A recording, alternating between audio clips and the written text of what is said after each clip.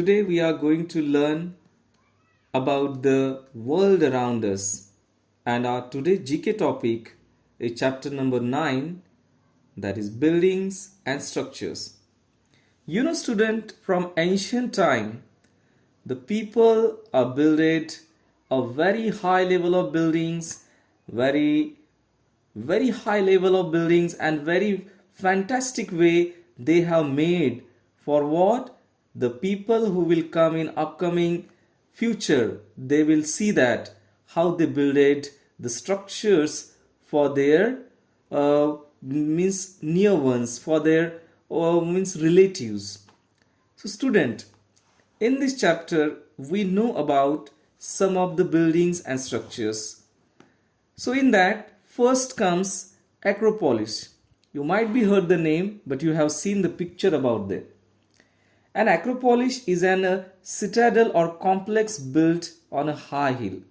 The name derives from the Greek acro, high or extremity, and age means polish. This is like city. So student, in this city on the edge or city in the air, the most famous being the Acropolis of Athens, and this is the Greece, built in the 5th century BCE. Next comes Kaaba. Kaaba is very popular. It is also spelled like Kaaba. Small shrine located near the center of the great mosque in Mecca and considered by Muslims everywhere to be the most sacred spot on earth. Muslims orient themselves toward this shrine during the 5 daily prayers and bury their dead facing its meridian and cherish the ambition of visiting it on pilgrimage or haji, in the accord with the command set out in the Quran. Next comes Aswan Dam. It is more specifically since the 1960s. The Aswan High Dam is the world's largest embankment dam built across the Nile in Aswan, Egypt between 1960 and 1970. Its significance largely eclipsed the previous Aswan Law Dam, initially completed in 1902 downstream. Then Qutub Minar comes. Qutub Minar is also very popular, and it is like minaret or victory tower. This forms the part of the Qutub complex or UNESCO World Heritage Site in the Mehruli area of New Delhi, India. So the height of the Qutub Minar is 72.5 meters, making it the tallest minaret in the world built of bricks. The tower tapers had as 14.3 meters base diameter and reducing to 2.7 meters. And at the top of the peak, it contains a spiral staircase of 379 steps, which looks very beautiful. Madame Tussauds.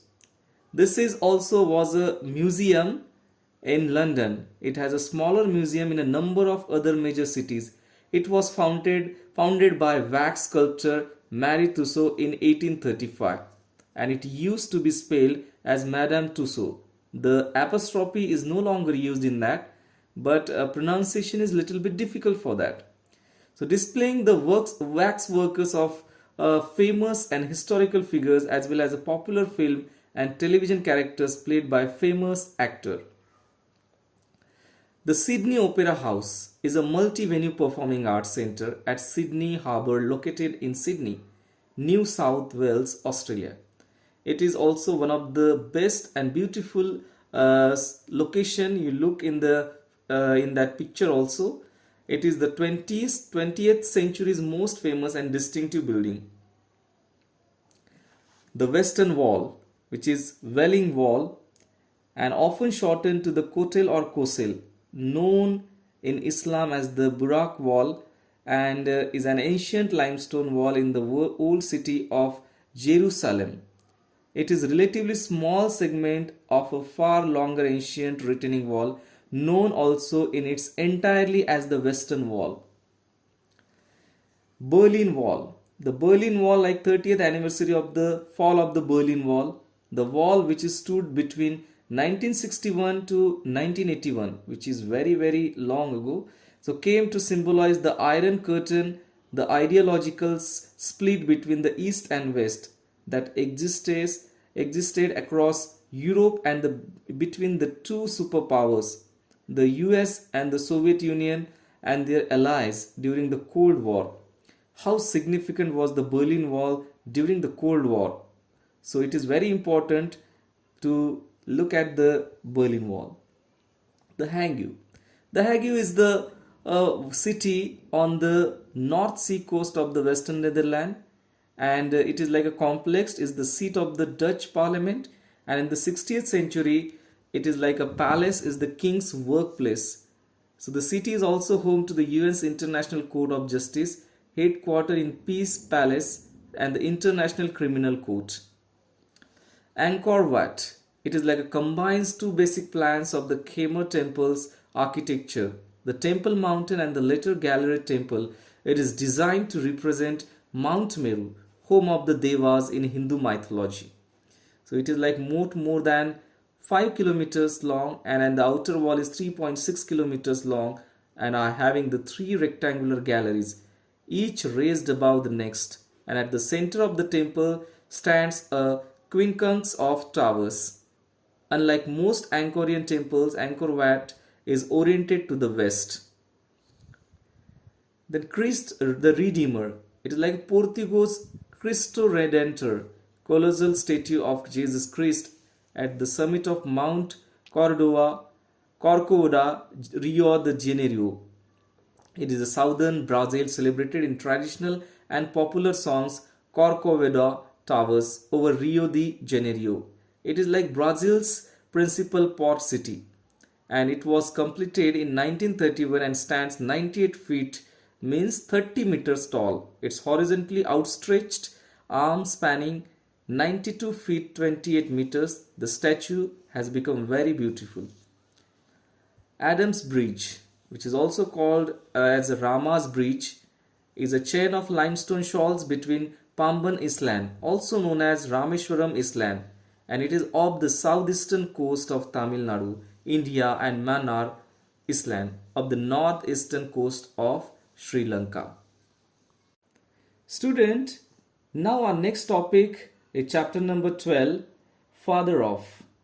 Student, here this is the exercise for you. After this chapter you have to solve this exercise, having the match the nicknames with their real names.